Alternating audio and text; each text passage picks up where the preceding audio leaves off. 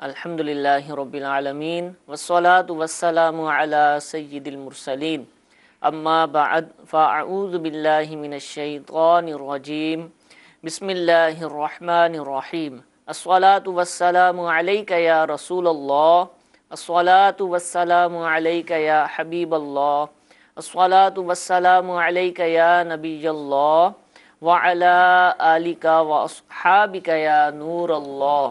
میٹھے میٹھے اسلامی بھائیوں، دارالفتاح اہل سنت سلسلے میں مرحبا کہتے ہیں۔ دارالفتاح اہل سنت کنز الایمان جو کہ باب المدینہ کے ایک مرکزی علاقے بابری چوک گرو مندر میں واقع ہے۔ الحمدللہ اس کے مفتی صاحب ہمارے ساتھ موجود ہیں۔ آپ دارالفتاح اہل سنت کنز الایمان میں بھی جا کر ان سے سوالات کر سکتے ہیں جو باب المدینہ کے اسلامی بھائی ہیں۔ آج سلسلے میں ہمارے ساتھ ہوں گے انشاءاللہ۔ آپ کی جانب سے جو سوالات ہمیں بذریعہ کال موصول ہوں گے یا ایس ایم ایس کے ذریعے موصول ہوں گے انشاءاللہ سلسلے میں شامل کرنے کی نیت کرتے ہیں۔ حصول برکت کے لیے درود پاک کی فضیلت سنتے ہیں۔ چنانچہ امیر اہل سنت دامت برکاتہم العالیہ اپنے رسالے ضیاء درود و سلام کے صفحہ نمبر 7 پر حدیث پاک نقل فرماتے ہیں، نبی کریم صلی اللہ تعالی علیہ وآلہ وسلم نے ارشاد فرمایا، بے شک اللہ عز و جل نے ایک فرشتہ میری قبر پر مقرر فرمایا ہے جسے تمام مخلوق کی آوازیں سننے کی طاقت دی ہے، پس قیامت تک جو کوئی مجھ پر درود پاک پڑھتا ہے تو وہ مجھے اس کا اور اس کے باپ کا نام پیش کرتا ہے، کہتا ہے فلاں بن فلاں نے آپ پر اس وقت درود پاک پڑھا ہے۔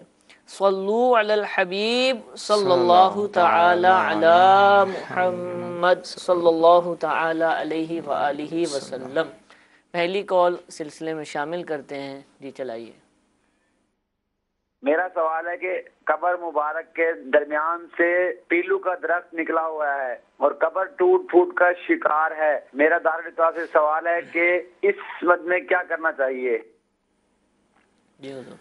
الحمدللہ رب العالمین والصلاة والسلام علی سید المرسلین اما بعد فاعوذ باللہ من الشیطان الرجیم بسم اللہ الرحمن الرحیم۔ انہوں نے سوال یہ کیا کہ قبر کے پاس جو ہے وہ درخت ہے جس کی وجہ سے قبر جو ہے وہ ٹوٹ پھوٹ کا شکار ہو گئی ہے۔ تو ایسی صورت میں حکم یہ ہے، اول تو قبر کے قریب جو ہے ایسے درخت نہیں لگانے چاہیے جس سے قبر کو نقصان پہنچے۔ تو ایسی صورت میں قبر کو ہی وہاں سے درخت کو ہی وہاں سے کاٹ دیا جائے، ٹھیک ہے، کیونکہ اب ظاہر ہے وہ اس کو کھولیں گے، اس کے لیے قبر کو کھولیں گے، قبر کشائی ہوگی تو یہ جائز نہیں ہے۔ یہ درخت ان کے مطابق اندر سے نکلا ہے غالباً۔ کوئی اس طرح کی صورت اختیار کی جائے کہ اس کو بالکل کاٹ دیا جائے، ٹھیک ہے، اور اوپر سے ہی قبر کو جو ہے وہ صحیح کر لیا جائے، اس احتیاط کے ساتھ کہ قبر کھلے نہیں۔ ٹھیک ہے۔ اسی طرح کبھی ایسا ہوتا ہے نا کہ بارشوں میں ویسے ہی کسی کی قبریں جو ہیں وہ دھس جاتی ہیں، خاص کر شہروں میں ایسا ہوتا ہے، پھر بھی حکم یہی ہوتا ہے کہ اوپر سے ہی اس کو صحیح کر لیا جائے، اچھا، جو ہے دوبارہ اس کو کھولا نہ جائے، ٹھیک ہے، کہ پردہ رکھنے کا ہی حکم ہے، قبر کشائی جو ہے وہ جائز نہیں ہے، الا یہ کہ کوئی اور عذر والی صورت ہو۔ لہذا انہیں یہی کہا جائے گا کہ کوئی ایسی صورت اختیار کی جائے کہ درخت جو کاٹ دیا جائے اور قبر کو اوپر سے جو ٹوٹ پھوٹ کا شکار ہو گئی ہے اوپر سے اسے پختہ کر لیا جائے۔ حضور یہ جب سیلاب وغیرہ کا آپ نے فرمایا، بارشوں میں جب قبر دھنس جاتی ہے، اندر سلیبیں اندر جاتی ہیں، جب لوگوں کو بتاتے ہیں تو وہ سلیبوں کے نکالنے کا اصرار کرتے ہیں کہ سلیبیں ہٹانے دیں، ہم نہیں لگا دیں گے فوراً، تو کوئی ایسی صورت نہیں ہے؟ دیکھیں اگر اوپر ہے نا جو نظر آ رہی ہیں وہ تو چلو ہٹا سکتے ہیں، لیکن اس کے لیے جو ہے وہ قبر کھولنی پڑے گی، اندر جانا پڑے گا اور اندر سے اس کو نکالنا پڑے گا، تو اس کی اجازت نہیں ہوگی۔ اچھا، جتنا ہو سکے اوپر سے ہی اس کو درست کر لیا جائے گا، اوپر سے درست کر لیا، مٹی ڈال دی جائے مزید۔ ٹھیک ہے جی، ایک اور کال چلے۔ میرا مفتی صاحب سے یہ سوال عرض ہے کہ زوجہ کی فوتگی کے بعد میاں اپنی ساس کے ساتھ، مطلب ہے ساس اور ان کا داماد کا آپس میں شادی سفر ہو سکتا ہے، اسی طرح جب میاں فوت ہو جائے تو سسر اور بہو کا کیا شادی سفر ہو سکتا ہے؟ جی، فوتگی کی قید لگائیے، فوتگی نہ بھی ہو اگر زندہ ہے تب بھی ارشاد فرمائیں۔ دیکھیں حرمت مصاہرت کی وجہ سے ساس اور داماد، سسر اور بہو کا پردہ نہیں۔ اچھا، ٹھیک ہے، کیونکہ یہ جب کوئی شخص کسی عورت سے شادی کرتا ہے تو اس عورت کے والدین نکاح کرنے سے اس عورت کے والدین جو ہے اس والدہ جو ہے اس پر حرام ہو جاتی ہیں، ان سے کبھی نکاح ہو نہیں سکتا۔ اگرچہ کسی کی بیوی کا انتقال ہو جائے تو اب بیوی کے انتقال کے بعد بھی اپنی ساس سے شادی نہیں کر سکتا، ٹھیک وہ ہے، اس پر حرام ہے۔ ٹھیک ہے، اسی طرح جو ہے سسر ہیں، اب اس کے بیٹے کا انتقال ہو گیا ہے تو اپنی بہو سے وہ شادی نہیں کر سکتا، وہ بھی ہمیشہ کے لیے اس پر حرام ہے۔ تو حرمت مسارت سسرالی رشتہ داروں کی وجہ سے یہ حرام ہوتے ہیں۔ اب ان سے شرعی طور پہ پردہ نہیں، تو حرمت مسارت کی وجہ سے جن سے پردہ نہیں تو ان سے پردہ کرنا نہ کرنا دونوں جائز ہوتا ہے۔ ٹھیک ہے، اب جیسے اب کسی سے حرمت نسب کی وجہ سے اگر وہ اس کے محارم ہیں، جیسے کہ بھائی بہن ہیں آپس میں ہو گئے، باپ بیٹی ہو گئے، نسب ہے آپس نسب میں کی ان کا۔ وجہ سے ہے، تو ان سے تو لازم ہے کہ پردہ نہ کرنا واجب ہے۔ اچھا، ٹھیک ہے، اور جو حرمت رضاعت یعنی دودھ کی رشتہ داری ہے، ٹھیک ہے، رضائی بہن بھائی ہیں، اسے سسرالی رشتہ پردہ نہ کرنے سے مراد جو عام طور پہ غیر مردوں سے وہ والا پردہ مراد ہے۔ جی وہ والا ٹھیک پردہ ہے، مراد ہے۔ ٹھیک ہے، تو حرمت مسارت اور حرمت رضاعت کی وجہ سے جو حرام ہوتے ہیں تو ان سے پردہ کرنا نہ کرنا دونوں جائز ہوتا ہے۔ ٹھیک ہے، لیکن خاص طور پر جب یہ جوان ہو، مثال کے طور پر ساس جوان ہو، تو ایسی صورت میں جو ہے وہ پردہ کرنا مناسب ہے۔ خاص طور پہ جب فتنے کا اندیشہ ہو تو پھر تو پردہ کرنا ضروری ہو جائے گا۔ اسی طرح سسر اور بہو کا پردہ تو نہیں ہے لیکن پردہ کرتے ہیں تو جائز ہے، اور اگر فتنے کا اندیشہ ہے تو پھر تو پردہ کرنا لازم ہوگا۔ ٹھیک ہے، یہ تو زندگی میں صورت ہے۔ اگرچہ شوہر کا انتقال ہو گیا اور جو ہے وہ اپنی سسر کے ساتھ شرعی سفر کرنا چاہتی ہے تو اس میں بھی یہی قید ہوگی کہ وہ جو ہے وہ جوان نہ ہو، مطلب ان کی عمر اس طرح کی ہو گئی ہو کہ فتنے کا کوئی اندیشہ نہ ہو۔ صحیح، تو فتنے کا کوئی اندیشہ نہ ہو تو پھر تو شرعی طور پہ سفر کرنے کی اجازت ہوگی۔ اور اسی طرح جو ہے وہ داماد اور انہوں نے ساس کا بھی پوچھا ہے، تو اگر جو ہے وہ ان کی بھی عمر بہت زیادہ ہو چکی ہے، وہ ضعیف ہو چکی ہیں اور فتنے کا کوئی اندیشہ نہیں ہے، تو اس صورت میں جو ہے وہ سفر کرنے کی اجازت ہوگی۔ ٹھیک ہے، لیکن اگر ایسا نہیں ہے بلکہ جوان ہے تو اس صورت میں شریعت نے ان کے ساتھ تنہائی کو بھی منع کیا ہے۔ ٹھیک ہے، جزاک اللہ۔ کچھ میسیجز بھی ہمارے پاس موجود ہیں۔ پہلا سوال یہ ہے کہ کیا مرد اپنی بیوی کی میت کو کندھا دے سکتا ہے؟ اور یہی پوچھ رہے ہیں کہ کیا مرد اپنی بیوی کو قبر میں اتار سکتا ہے؟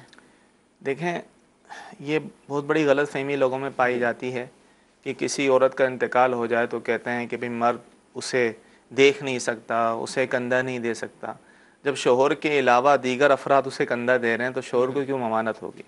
تو کندھا بالکل دے سکتا ہے، اس کو جو ہے دیکھ بھی سکتا ہے، صرف بلا حائل، بغیر کپڑوں کے بلا حائل اسے چھونے کی ممانعت ہے۔ ٹھیک ہے، اور قبر میں بھی اتارنے کی اگر ضرورت پڑ لی ہے تو عمومی طور پہ جو ہے کپڑا وغیرہ حائل ہوتا ہے، تو کپڑا حائل ہو تو اس کے ساتھ بھی قبر میں اتار سکتا ہے، صرف بلا حائل چھونے کی ممانعت ہے، ٹھیک ہے، کندھا دینے کی اور دیکھنے کی کوئی ممانعت نہیں۔ ٹھیک ہے، ٹھیک ہے۔ اچھا، سوال یہ پوچھا جا رہا ہے کہ جہری اور سری نمازیں کون کون سی، اس کی وضاحت فرما دیں، اور ان میں عورت کے لیے کیا حکم ہے؟ وہ جہر یا سر کا اس کا کیا حکم ہوگا؟ دیکھیں، جو سری نماز ہیں جیسے ظہر اور عصر کی نماز، یہ سری نماز کہلاتی ہیں، اس میں بلند آواز سے قرات نہیں کی جاتی۔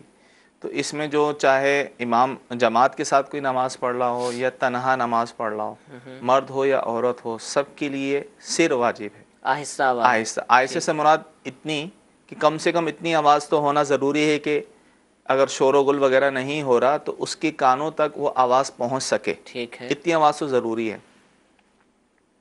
اب جو ہے جہری نماز جو ہے، جہری نماز میں جو ہے سر اور جہر دونوں کرنا جائز ہے۔ اچھا، یعنی جہری چاہے کوئی تنہا بھی نماز جو ہے اگر پڑھ رہا ہے تو وہ جو ہے جہری بلند آواز سے بھی جو ہے وہ جہر کر سکتا ہے اور آہستہ بھی پڑھ سکتا ہے، ٹھیک ہے۔ لیکن جو سری نماز ہے اس میں جو ہے سر کرنا یہ واجب ہے۔ یہ اکیلے کا آپ نے ارشاد، جی، جماعت میں جہری جماعت نماز؟ میں تو ظاہر ہے وہ جہر ہی واجب ہوگا امام کے لیے، جہری نماز میں جہر ہی واجب ہوگا، ٹھیک ہے۔ اور سری نماز میں سر واجب ہے۔ اچھا، کچھ سری نماز پڑھ رہا ہے اور اس کو آہستہ آواز ہی سے پڑھنا ہے، اتنی آواز کہ اپنے کانوں تک آ جائے، لیکن اتنی آواز نکل جاتی ہے کہ ساتھ اگر کوئی کھڑے ہیں ایک دو نمازی جیسے سنتیں پڑھ رہا ہے تو ان تک آواز پہنچ جاتی ہے، تو اگر ساتھ والے، اس کی کوئی مقدار بتا دیں۔ دیکھیں اتنی جہر نہیں ہونا چاہیے کہ پچھلی صف میں جو لوگ کھڑے ہیں ان تک آواز پہنچ جائے۔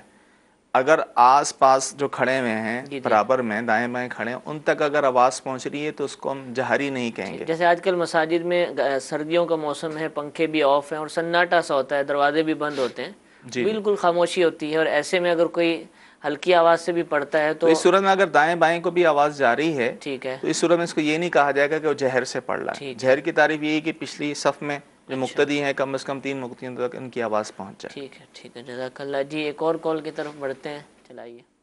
میں جامعۃ المدینہ سمسٹہ سے محمد رفیق اتاری عرض کر رہا ہوں. دارالافتاء اہل سنت میں میرا سوال یہ ہے کہ امام صاحب نے سجدہ سہو کیا مگر مسبوق مقتدی نے سجدہ سہو نہ کیا تو نماز کا کیا حکم ہے؟ مسبوق کیا ہوتا ہے یہ بھی ارشاد فرمائے اور مسئلہ بتائیے. دیکھیں مسبوق سے مراد وہ کہ جو امام کے ساتھ شامل ہوا لیکن اس کی کچھ رکعتیں رہ گئیں، یعنی شروع سے شامل نہیں ہوا بعد میں شامل ہوا. تو امام پر اگر سجدہ سہو واجب ہو گیا تو مقتدی پر بھی واجب ہوتا ہے، یعنی مسبوق پر بھی واجب یہ ہے کہ امام کے ساتھ وہ سجدہ سہو کرے. ٹھیک ہے. چاہے اس کے شامل ہونے سے پہلے اس پر جو ہے وہ سہو ہوا ہو، سجدہ سہو واجب ہوا ہو، یا شامل ہونے کے بعد، بہر صورت جو ہے امام کے ساتھ بھی وہ سجدہ سہو کرے گا. ٹھیک ہے. اگر وہ امام کے ساتھ سجدہ سہو نہیں کرتا اور کھڑا ہو جاتا ہے تو حکم یہ ہے کہ اگر امام کے ساتھ نہیں کیا تو اپنی بقیہ نماز پڑھنے کے بعد آخر میں جو ہے وہ سجدہ سہو کرے گا. ٹھیک ہے. اور اگر بالفعل اس نے کیا ہی نہیں، بعد میں بھی نہیں کیا، اگر تو کوئی عذر ہے، مثال کے طور پہ اس لیے فوراً کھڑا ہو گیا کہ نماز کے وقت میں تنگی ہے، جیسے فجر کی نماز وہ پڑھ رہا ہے، اور اگر امام صاحب کے ساتھ وہ سجدہ سہو کرے گا تو اور پھر اپنی بقیہ نماز پڑھے گا تو اس صورت میں سورۃ طلوع ہو جائے گا. ٹھیک ہے. اور فجر کی نماز میں یہ ضروری ہے کہ سورۃ طلوع ہونے سے پہلے سلام پھر جانا ضروری ہے. تو اگر اس وجہ سے اگر وہ کھڑا ہو جاتا ہے پھر تو کوئی کرات نہیں، لیکن اس طرح کا کوئی عذر نہیں ہے، بلا عذر وہ کر رہا ہے تو ظاہر یہ مکروہ ہے. اور اگر کوئی مقتدی ہو، مسبوق ہو، امام کے پیچھے اگر کوئی جان بوجھ کے واجب چھوڑ دے تو اس صورت میں نماز واجب ادا ہوتی ہے. ٹھیک ہے ٹھیک ہے. میسیجز بھی مزید کو شامل کرتے ہیں. کیا قصر نماز جب پڑھتے ہیں سفر کے دوران تو کیا سنتیں بھی پڑھنا ہوتی ہیں یا اس معاف ہوتی ہیں؟ دیکھیں جو سنتیں مؤکدہ ہیں وہ تو حالت سفر میں بھی پڑھیں گے. ٹھیک ہے. ہاں اگر سفر کے دوران ایسا ہے کہ افراتفری ہے، جلدی ہے اور اس کو پڑھنے کا موقع نہیں مل رہا تو پھر اس صورت میں اس کے لیے تخفیف ہے. لیکن ایسا نہیں ہے حالت قرار میں ہے، جس جگہ پہنچنا تھا وہاں پہنچ چکا ہے، اگرچہ سفر کی معاملات ہیں، چند دن کے لیے وہاں گیا ہے تو وہاں اسے سنت موقدہ پڑھنی ہوگی. ٹھیک ہے. تو ایک سوال یہ ہے کہ تہجد کی نماز کا طریقہ ارشاد فرما دیں.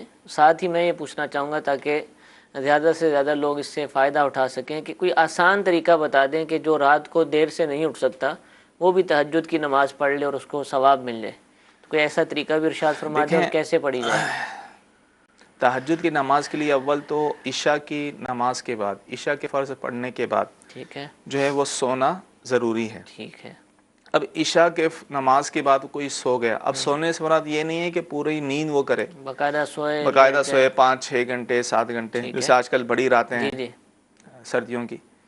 اگر کوئی تھوڑی دیر کے لیے بھی سو گیا، بلکہ یہاں تک لکھا ہے فقہ کرام نے اسے اونگ بھی آ گئی، ٹھیک ہے، اور اس کے بعد بھی اگر کوئی نفل پڑھتا ہے تو یہ تہجد کی نماز ہی کہلائے گی. ٹھیک ہے ٹھیک. اگر وہ بالفعل کوئی آخری پہر میں جو ہے وہ نہیں اٹھ پا رہا، وہ اگر شروع میں اس کی آنکھ کھلتی ہے عشاء پڑھ کے سو گیا، ٹھیک ہے، مثال کے طور پہ 7:30 بجے یہاں باب المدینہ میں عشاء ہوتی ہے، پڑھ کے 8 بجے 9 بجے تک سو گیا، اب 10-11 بجے اس کی آنکھ کھل گئی، اب وہ چاہتا ہے تہجد پڑھنا چاہتا ہے تو اس وقت بھی تہجد پڑھ سکتا ہے. وہ ہوتا ہے نا تہجد کا ٹائم، تو وہ بالکل سحری کے قریب لوگوں کے ذہن میں کہ تہجد کے ٹائم آخری وقت افضل وقت وہی ہوتا ہے کہ آخری پہر ہو رات کا، لیکن وقت جو ہے وہ سونے کے بعد شروع ہو جاتا ہے. یعنی مثال کے طور پہ آج اگر 8 بجے بھی کوئی تہجد پڑھنا چاہے تو پڑھ سکتا ہے، یعنی عشاء کی نماز پڑھنے کے بعد اس کو اونگ آ گئی، سویا اور 10 منٹ بعد اٹھ گیا اور 8 بجے تھے تو تہجد، تو ایسا نہیں کہ وہ سحری سے کچھ دیر پہلے ہی، یعنی اس کی وہ تہجد کہلائے گی، کیونکہ شرط وہ پائی گئی کہ عشاء پڑھ کے وہ سویا اور اس کے بعد اس کی آنکھ کھلی تو وہ تہجد پڑھ سکتا ہے. ٹھیک ہے، تہجد پڑھ سکتا ہے. تہجد کی کم از کم 2 رکعتیں ہوتی ہیں، جس طرح عام 2 رکعتیں نفل پڑھتے ہیں، تو اس میں چاہیں تو کوئی بھی سورت پڑھ سکتے ہیں. افضل تو یہ جو قرآن پاک یاد ہو وہ پڑھیں، نہیں تو کم از کم ہر رکعت میں سورہ فاتحہ کے بعد 3 دفعہ سورہ اخلاص پڑھیں. تو حدیث پاک کے مطابق جو ہے اسے ہر رکعت میں 3 دفعہ سورۃ فاتحہ کے 3 دفعہ سورۃ اخلاص پڑھنے کی وجہ سے پورے قرآن پڑھنے کا ثواب ملے گا انشاءاللہ. تو کم سے کم 2 رکعتیں ہیں، زیادہ سے زیادہ جتنی چاہے پڑھیں. آپ علیہ الصلوۃ والسلام سے 8 رکعت تک جو ہے تہجد کی نماز ثابت ہے. ٹھیک. اور تہجد کی نماز سے مسلمان کو محبت ہوتی ہے، اور ماشاءاللہ بہت سارے مسلمان اسلامی بھائی جو ہیں وہ اس کی سعادت بھی پاتے ہیں. لیکن کوئی بھی چیز کی عادت بنانی ہو تو اس کا ذہن میں ہونا ضروری ہے، اس کے حوالے سے تجسس کوشش ہونا ضروری ہے. امیر اہل سنت دامت برکاتہم العالیہ نے 72 مدنی انعامات اسلامی بھائیوں کے لیے الحمدللہ یہ تالیف فرمائے ہیں. مدنی انعامات یعنی سوالات کے صورت میں یہ ہیں، جن میں سے ایک سوال تہجد کی نماز سے متعلق بھی ہے. تو اگر ہم مدنی انعامات کا رسالہ بھرنا شروع کر دیں گے اور بار بار جب یہ سوال تہجد کے حوالے سے ہمارے سامنے آئے گا تو انشاءاللہ ایک دن اس کی عادت بھی بن جائے گی. اللہ تعالیٰ کی بارگاہ میں دعا بھی کرتے رہیں، تہجد گزاروں کے وسیلے سے دعا کریں، نیک لوگوں کے وسیلے سے دعا کریں تو انشاءاللہ اس کی سعادت بھی حاصل ہوگی. ایک اور کال سلسلے میں شامل کرتے ہیں. جی چلائیے. 12 ربیع الاول کی شام کو ہمارے گھر میں بیٹا پیدا ہوا ہے، تو ہم اس کا نام حضور نبی کریم کی نسبت سے رکھنا چاہتے ہیں محمد. تو محمد ہم رکھ سکتے ہیں، اور اس کو بلانے کے لیے کچھ اور بلا سکتے ہیں جیسے ابو بکر، عمر، عثمان، یا کوئی اچھی سی اور نام سے پکار سکتے ہیں؟ ماشاءاللہ بہت ہی مبارک دن ان کو حاصل ہوا 12 ربیع الاول کی شام. اللہ کرے وہ 12ویں ہی ہو سکتا ہے کہ 13ویں شروع ہوگی ہو، تو جو بھی ہو سکتا ہے 11ویں ہو. جی جو بھی دن ہے.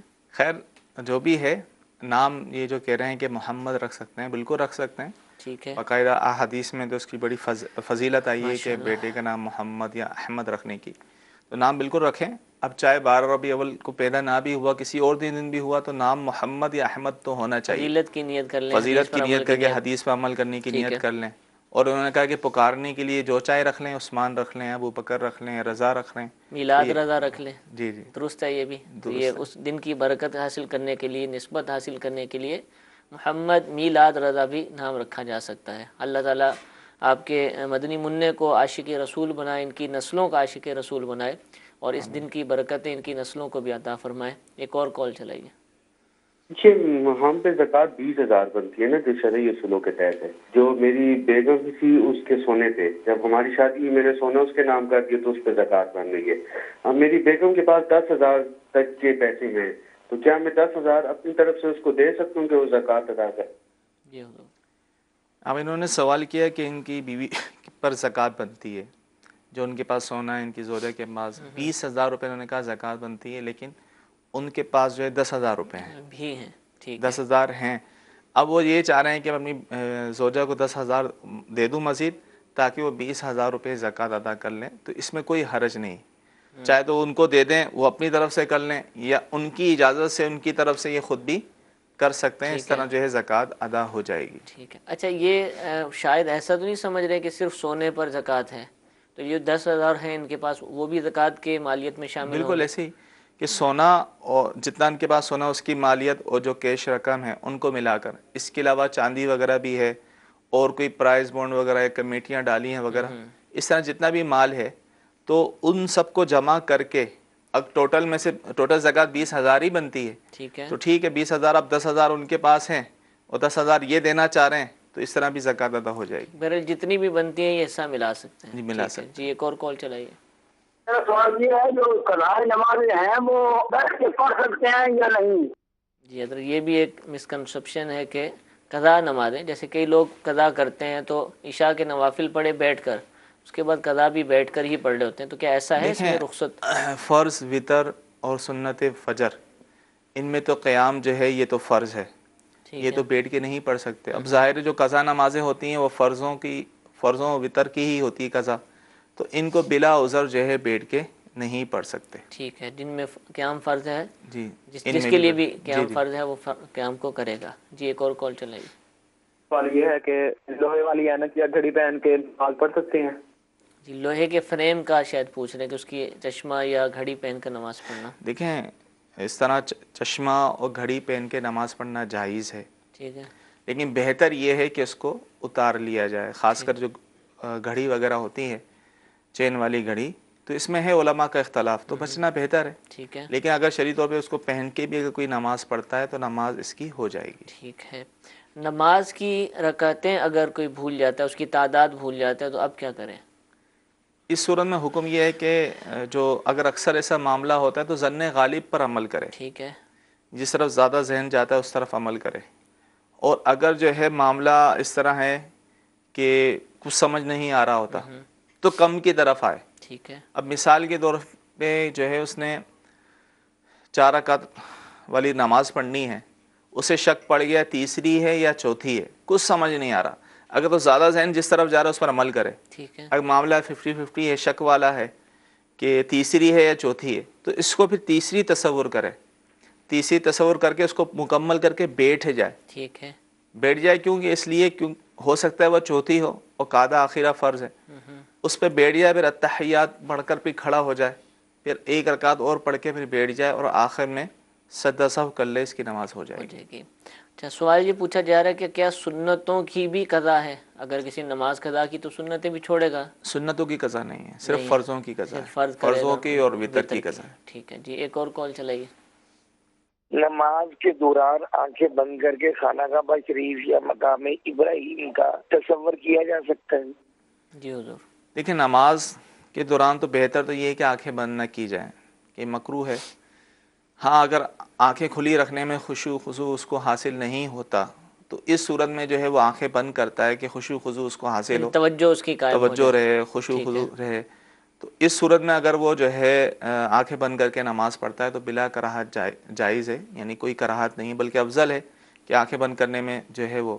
اور تصور یہی رہے، اگرچہ یہ تصور بھی کرتا ہے کہ میں خانہ کعبہ کے پاس حاضر ہوں تو اس میں حرج نہیں ہے، اور تصور یہ رکھے کہ اللہ تبارک تعالیٰ، ویسے تو حکم میں یہی آیا ہے کہ حدیث میں یہی آیا ہے کہ یا تو یہ تصور کرے کہ تم اللہ تعالیٰ کو دیکھ رہے ہو، اگر یہ تصور نہیں جمتا تو یہ تصور کرو کہ اللہ تبارک تعالیٰ تمہیں دیکھ رہا ہے. ٹھیک ہے. ایک میسیج آیا، انہوں نے گلا بھی کیا کہ روزانہ SMS کرتا ہوں لیکن آپ شامل نہیں کرتے، تو ان کا میسیج میں شامل کر رہا ہوں ان کی دلجوئی کے لیے بھی. اور یہ مسئلہ ہم کئی مرتبہ بیان کر چکے ہیں کہ کیا عورت کا مزار پر جانا جائز ہے؟ دیکھیں، عورتوں کا جو ہے مزارات پہ جانا یہ منع ہے، قبرستان مزارات پہ نہیں جا سکتی، نہیں جا سکتی، ان کے لیے منع ہے. ٹھیک ہے جی، ایک اور کال چلائیے. ہم یہ پوچھنا چاہتے ہیں کہ ایک آدمی 400 روپے دیہاڑی روزانہ کی کماتا ہے، اس پر زکوٰۃ جائز ہے کہ نہیں؟ جی، زکوٰۃ جائز ہے. یعنی 400 دیہاڑی ہے اس کی، یعنی زکوٰۃ جائز ہے، یعنی 2 صورتیں ہو سکتی ہیں. جی جی، یعنی اس پر زکوٰۃ ہے یا نہیں، یا اس کو زکوٰۃ دے سکتے ہیں نہیں. چلے دونوں صورتوں بتا دیتے ہیں. ایک تو یہ کہ اس پر زکوٰۃ ہے یا نہیں. اب یہ دیکھا جائے گا، ٹھیک ہے 400 روپے اس کی دیہاڑی ہے، اب وہی بیچارے کا خرچ ہو جاتا ہے، مہینے میں کچھ بچتا نہیں ہے. دیکھیں، زکوٰۃ جو ہوتی ہے وہ ضرورت سے زائد جو رقم ہوتی ہے اس پر ہے، وہ بھی نصاب کے برابر ہو.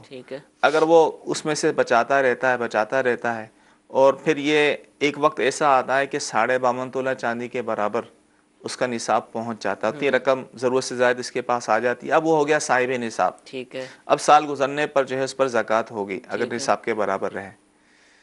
لیکن اب یہ ان کا پوچھنے کا مقصد ہے کہ اس کو زکوٰۃ دے سکتے ہیں نہیں، تو اس میں بھی یہی دیکھا جائے گا کہ ٹھیک ہے وہ ایک شخص کماتا ہے لیکن بیچارہ جو کما رہا ہے پورا اس کو نہیں ہوتا، کمی پڑتی ہے، مشکل سے گزارا ہو رہا ہے، اور اس کے بعد کوئی سیونگ نہیں ہے، کوئی سونا چاندی نہیں ہے، اور وہ ہاشمی سید بھی نہیں ہے، تو ایسے شخص کو زکوٰۃ دے سکتے ہیں. ٹھیک ہے جی، ایک اور کال چلائیے.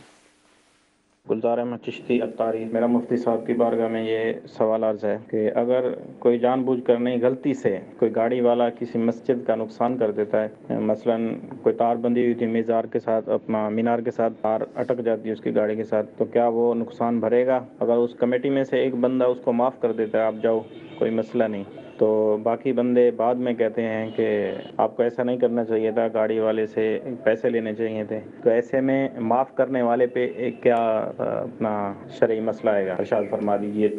حقیقی واقعہ لگ رہا ہے. جی دیکھیں، اس طرح کوئی مسجد کی کسی چیز کو نقصان پہنچائے، چاہے غلطی سے ہوا، تو ظاہر ہے وہ نقصان پورا کرنا پڑے گا، نقصان پہنچانے والے کو اس کا نقصان پورا کرنا پڑے گا. کمیٹی والوں کو یا کسی فرد کو یہ اختیار حاصل نہیں ہے کہ وہ معاف کر دیں، معاف نہیں کر سکتے. ہاں، ان کے ذاتی کوئی نقصان، گھر کا نقصان ہوا بولے معاف کریں، لیکن جو ہے وہ مسجد کا اگر نقصان ہوا ہے تو جسے نقصان کیا اسے پورا کرنا ہوگا. ٹھیک ہے. اب جو ہے وہ چلا گیا ہے تو اب جس نے معاف کیا ہے وہ شاید یہ نیت ہو کہ چلو میں اپنی طرف سے دے دوں گا، تو وہ صورت پھر یہ ہے کہ اسی کو ہی دینا پڑے گا. ورنہ یہ مسئلہ ذہن میں رکھیں کہ جس نے بھی نقصان پہنچایا ہے مسجد کو، جس چیز کا جو ہے وہ نقصان کو وہی پورا کرے گا، کوئی اس کو معاف نہیں کر سکتا. ٹھیک ہے. جی یہ پوچھ رہے ہیں کہ کیا شوہر بیوی کو یا بیوی شوہر کو خون دے سکتی ہے؟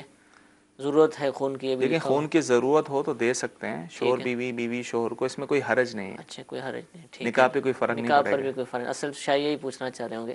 جی ایک کال چلائیے گا. محمد حسن قادری اطاری بول رہا ہوں چک گلیا باغ سے. امام کے پیچھے سورۃ فاتحہ پڑھنی چاہیے کہ نہیں؟ جی حضرت دیکھیں امام کے پیچھے قرات نہیں کر سکتے. ٹھیک ہے. سورہ فاتحہ اور سورت پڑھنا امام کے پیچھے جائز نہیں ہے. ٹھیک ہے. اب چاہے امام بلند آواز سے قرات کر رہے ہوں یا آہستہ، جیسے ظہر و عصر میں آہستہ پڑھتے ہیں، اسی طرح ہر نماز میں تیسری چوتھی رکعت جو ہوتی ہے وہ آہستہ پڑھی جاتی ہے. تو مقتدی کو قرات کرنا جائز نہیں، کیونکہ حدیث میں آ گیا کہ امام کی قرات تمہارے لیے کافی ہے. یعنی امام جو قرات کر رہا ہے، الحمد شریف پڑھ رہا ہے، سورت پڑھ رہا ہے، وہ مقتدیوں کے لیے کافی ہے، ان کی بھی ہو گئی. مقتدی کو جو ہے پیچھے امام کے پیچھے الحمد شریف پڑھنا، سورت کا پڑھنا یہ جائز نہیں ہے. ٹھیک ہے، بالکل خاموشی اختیار، صرف ثنا پڑے گا پہلی رکعت میں جو پڑھی جاتی ہے. اچھا اس کا بھی کوئی ٹائم ہے؟ جیسے جہری نماز میں تو امام سب ثنا کے بعد قرات شروع کر دیتے ہیں، تو کیا اس دوران بھی پڑے گا؟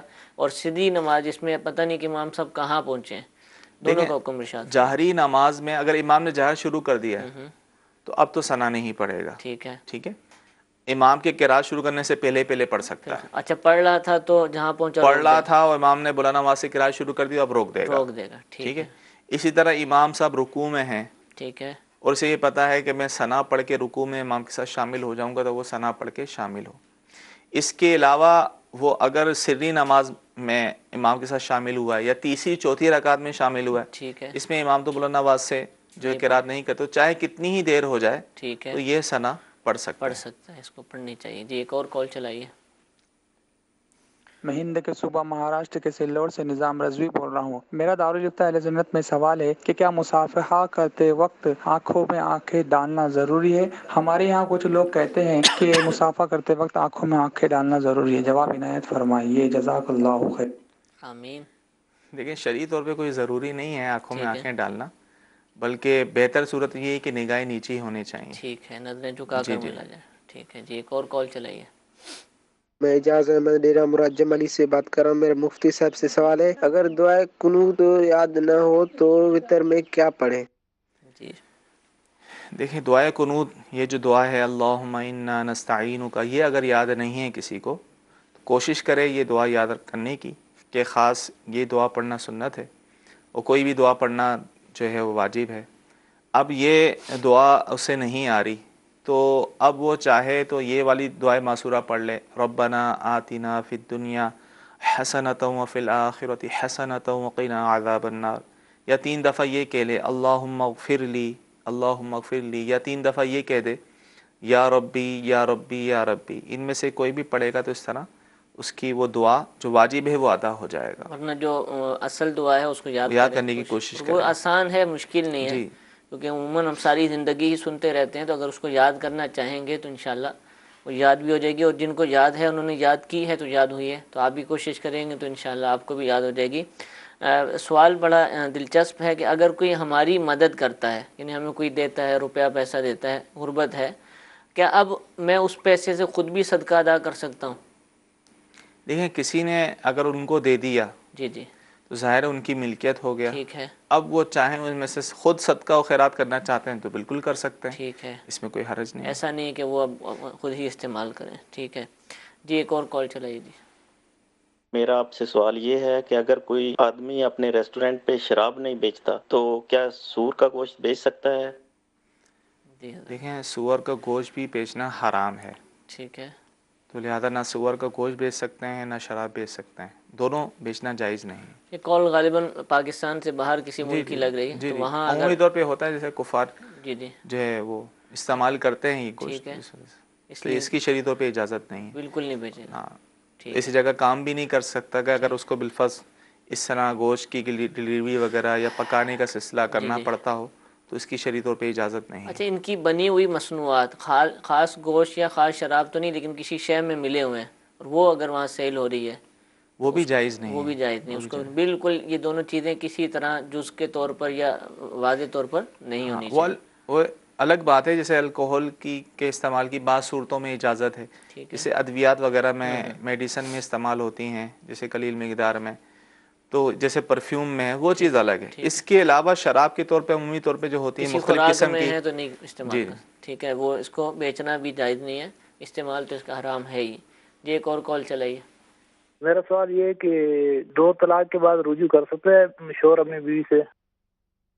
دیکھیں 2 طلاق کے بعد شریعت نے 2 طلاق تک رجوع کا اختیار دیا ہے۔ اللہ تعالیٰ ارشاد فرماتا ہے کہ الطلاق مرتان فامساک بمعروف او تسریح باحسان، کہ طلاق جو ہے وہ 2 بار تک ہے، چاہے تو رجوع کر لے چاہے اچھائی کے ساتھ جو ہے وہ چھوڑ دے۔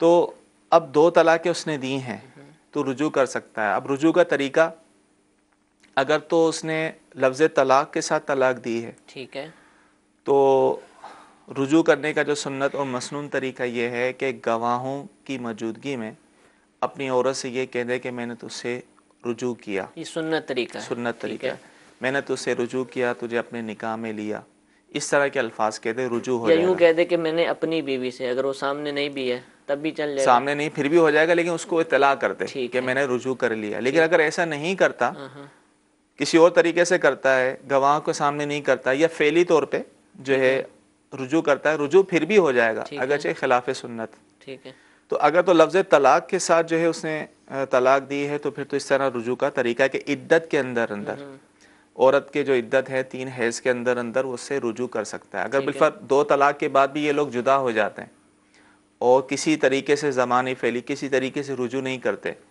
تو عورت کی عدت گزرتی ہی وہ نکاح سے نکل جائے گی، اب وہ آزاد ہے، جہاں چاہے شادی کرے۔ اگر وہ راضی ہے دوبارہ اسی شوہر سے شادی کرنے سے تو نئے مہر کے ساتھ دوبارہ جدید نکاح ہوگا۔ یہ 2 طلاق کا حکم ہے۔ 2 طلاق تک جو ہے اس طرح رجوع ہو سکتا ہے، عدت کے اندر بغیر نکاح کے، اور عدت کے بعد جو ہے نکاح کے ذریعے رجوع ہو سکتا ہے۔ ٹھیک ہے، جزاک اللہ۔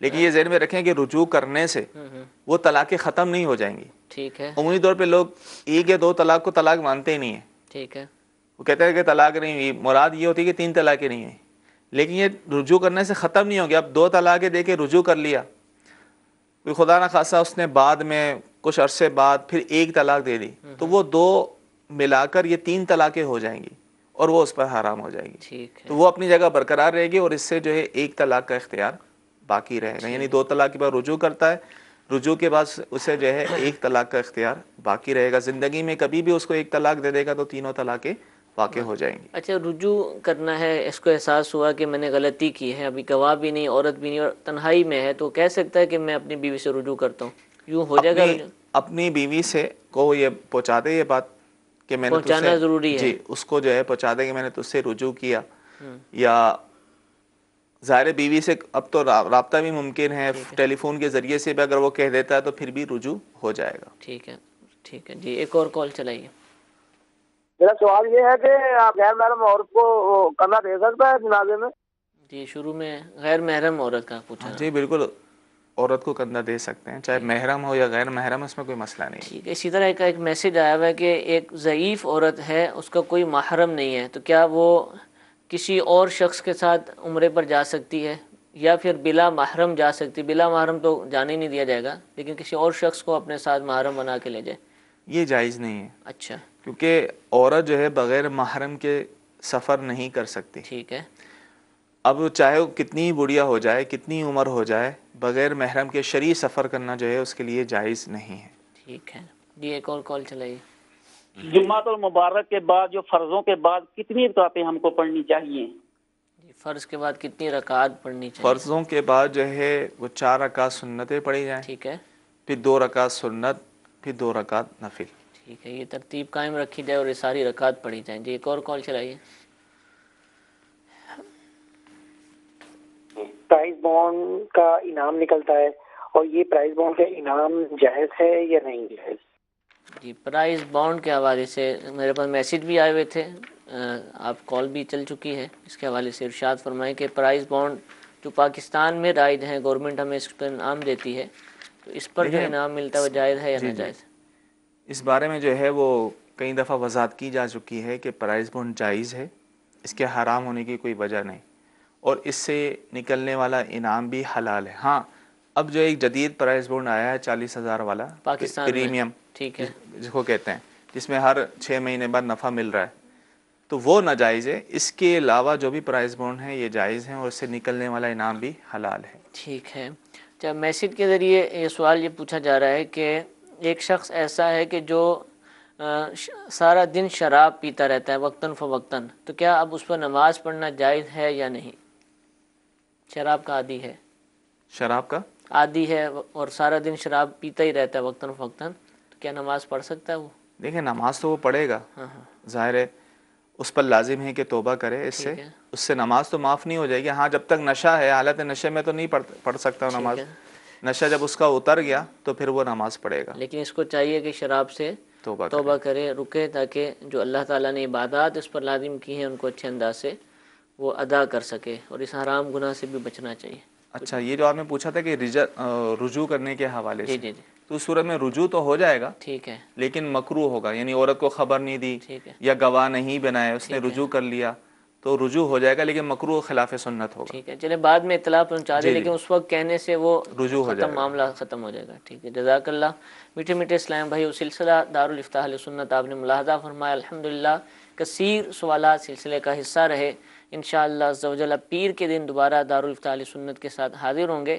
کل اتوار ہے اور ہر اتوار کو الحمدللہ اسی وقت استاد محترم مفتی علی اصغر عطاری دامت برکاتہم العالیہ ایک اور سلسلہ احکام تجارت کے ساتھ تشریف فرما ہوتے ہیں. احکام تجارت سلسلے کے اندر جو بالخصوص تجارت سے متعلق احکام ہیں، خرید و فروخت سے متعلق، بزنس سے متعلق جو شریعت مطہرہ کے احکام ہیں، مختلف مارکیٹس کو اس کے اندر زیر بحث لایا جاتا ہے، گفتگو کی جاتی ہے. تو یہ سلسلہ بھی کل مدنی چینل پر نشر ہوگا، اس کو بھی دیکھنے کی نیت فرمائیے. اللہ تعالیٰ ہم سب کو علم دین حاصل کرنے، اس پر عمل کرنے کی توفیق عطا فرمائے. سلسلے کے اختتام پر ایک مرتبہ پھر آپ کو ٹیلی تھون مدنی عطیات مہم کی دعوت دیتا چلوں. کچھ دیر پہلے بھی آپ نے مدنی چینل پر اس کی دعوت سنی کہ الحمدللہ دعوت اسلامی کے زیر اہتمام کثیر تعداد میں مدارس المدینہ کہ جن کے اندر حفظ و ناظرہ کی تعلیم مفت دی جاتی ہے، اور کثیر تعداد میں جامعات المدینہ کہ جن کے اندر عالم اور عالمہ کورس